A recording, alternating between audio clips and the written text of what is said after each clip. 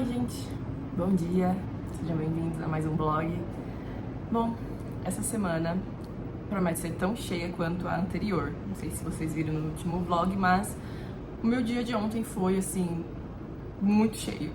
Eu adorei, mas foi muito cheio, eu tô muito cansada, então vou tentar equilibrar um pouco de descanso com as atividades dessa próxima semana.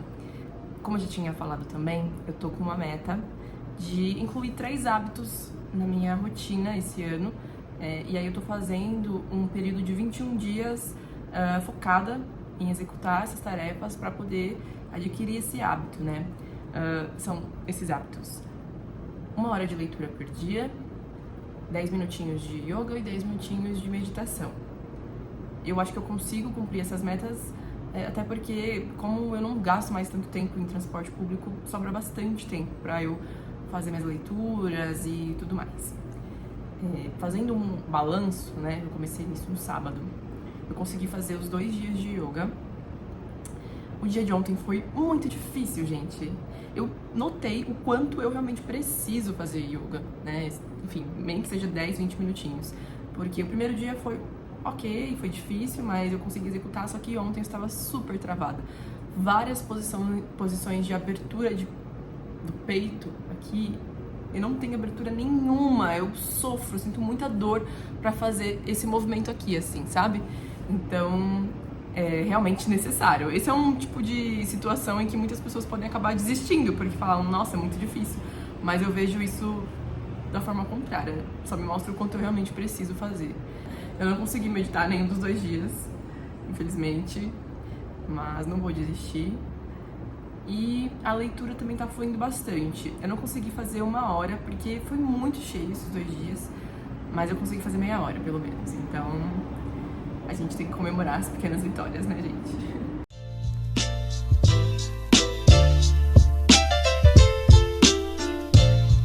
O livro que eu tô lendo agora é o professor, né, do Cristóvão Tezel, acho que é assim que fala o nome dele. É um livro que... Olha que flor linda! Cadê as flores? Lindas. É um livro que fala sobre um cara que é velho, tem uns 70 anos já, e ele é professor universitário de uma matéria que chama Filologia Românica, ou seja, uma matéria X lá do curso de letras, e ele vai ser homenageado pelo incrível trabalho dele. E aí, na manhã que ele vai ser homenageado, ele acorda e começa a pensar sobre a própria vida. É interessante perceber como que uma pessoa que vai receber uma homenagem vai refletindo sobre a própria vida e vai percebendo que, no fim, é um cara medíocre, sabe? E tanto o trabalho dele, que é o motivo dele receber a homenagem, é fruto também de muitas coisas que ele viveu com outras pessoas. E aí você descobre que, no fim, ele é um cara homofóbico, que não aceitou o próprio filho, é um homem conservador e que também não tem opinião própria, não sabe muito bem como se posicionar politicamente, viveu várias etapas, né, da ditadura, da abertura política, mas uma hora pensa uma coisa, outra hora pensa outra, traiu a esposa. Tô numa parte que ainda não deu pra entender direito se ele contribuiu pra morte dela ou não, mas fica no ar durante muito tempo. Então, é interessante, né, como que essas pessoas que estão nesses lugares de privilégio financeiro, intelectual, muitas vezes tem buracos emocionais, buracos morais mesmo, poderia dizer. Então, nesse sentido, o livro é bem interessante.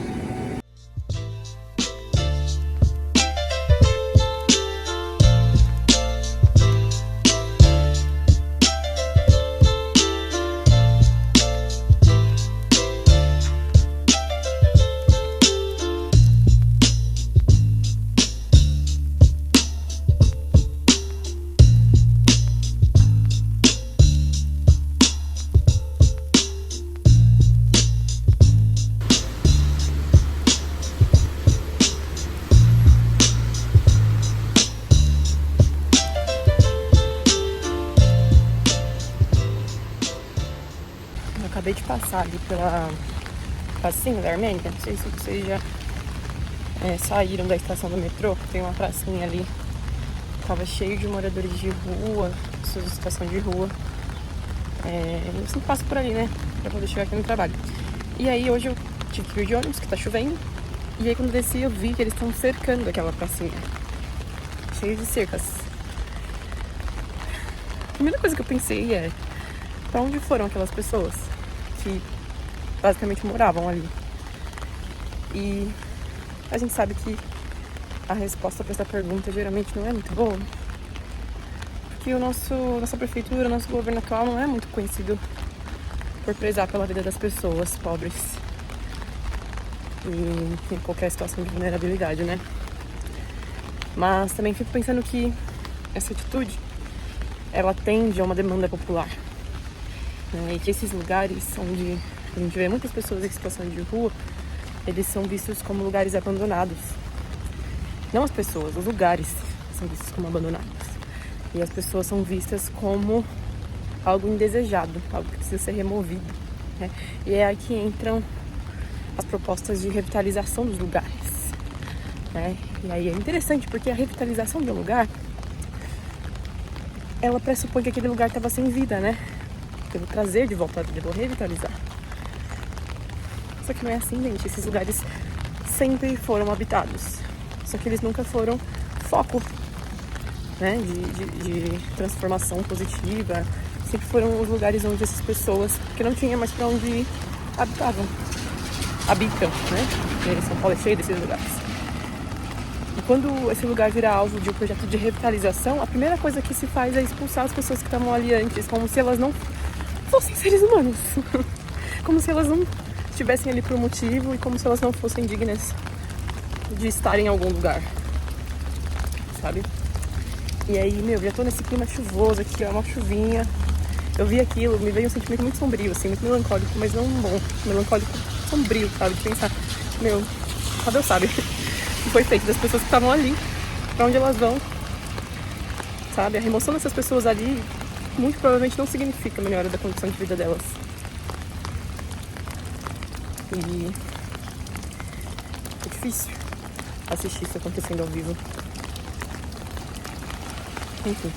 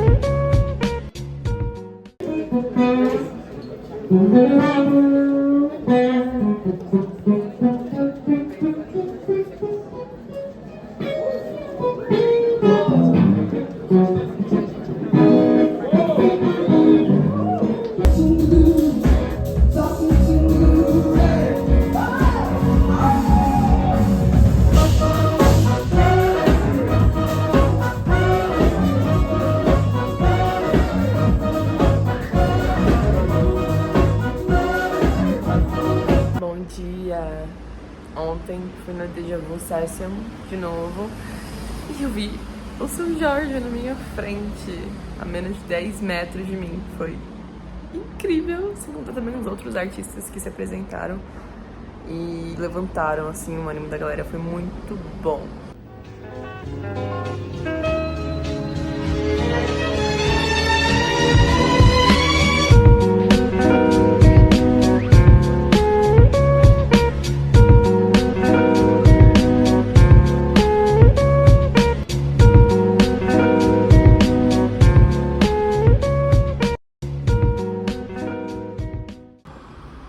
Finalizando essa leitura aqui, acho que eu consigo terminar agora, comendo uma banana com aveia. Daqui a pouco eu tenho um compromisso, mas acho que dá tempo de terminar.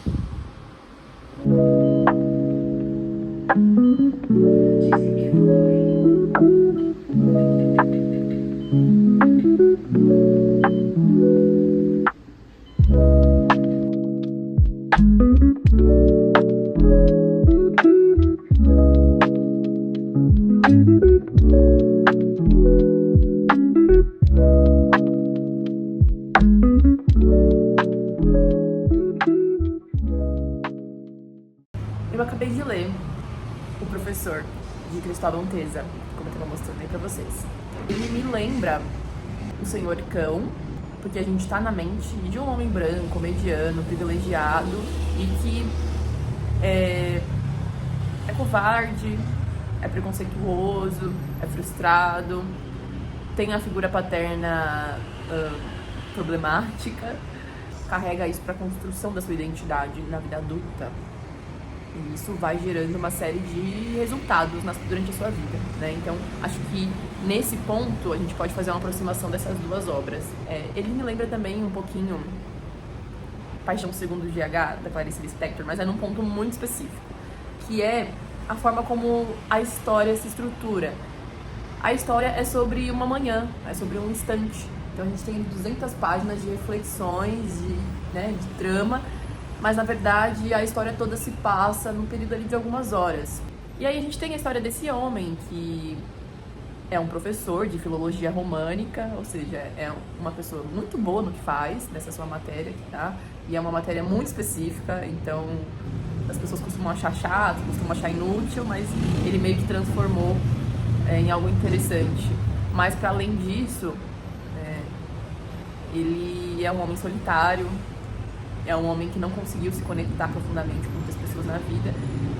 E ele vai ser homenageado, né? Vai receber essa homenagem e a história se passa na manhã em que ele está acordando e se preparando para ir para essa homenagem. E aí ele vai fazendo uma análise da sua própria vida, vai revisitando vários momentos, vai revisitando o momento em que ele conheceu a esposa dele, vai revisitando o momento em que ele conheceu a amante dele e vai justificando, naturalizando uma série de absurdos que acontecem na vida deles, sabe? Não acho que seja diferente do que a gente faz, sabe? A gente tá na mente dele, tá nos pensamentos dele. O livro é narrado em terceira pessoa, ok, mas é uma narração do que está acontecendo dentro da mente dele. E nós fazemos isso o tempo todo, né? Na nossa própria mente, a gente está sempre justificando nossas ações, nossos motivos, tentando se colocar como mocinhos da nossa própria história. Como que a gente usa os mesmos mecanismos das pessoas que a gente julga, né? Que a gente não concorda. E outra coisa interessante que eu percebi nesse livro é como a estrutura de uma história que se passa na cabeça de alguém tem algumas características muito específicas, como por exemplo, repetição. A todo momento ele repete frases, a todo momento frases que foram ditas há muitos anos atrás, o que ele leu no livro muitos anos atrás, elas são trazidas de volta para dar densidade, para dar peso para momentos futuros, né? Momentos que aconteceram depois. Tudo isso fica sendo repetido e isso é muito característica da nossa mente. Nós repetimos muito e a gente não se dá conta, né? Mas a nossa mente ela é muito repetitiva, repete coisas boas e ruins sobre as que a gente está vivendo, né? Então acho que ele foi muito bom em construir isso, eu vi isso de forma bem clara. Mas é um livro bom de ser lido, sabe? Uma experiência interessante. Fui lendo com calma, sem muita pressa e consegui aproveitar a leitura e tirar aí essas conclusões.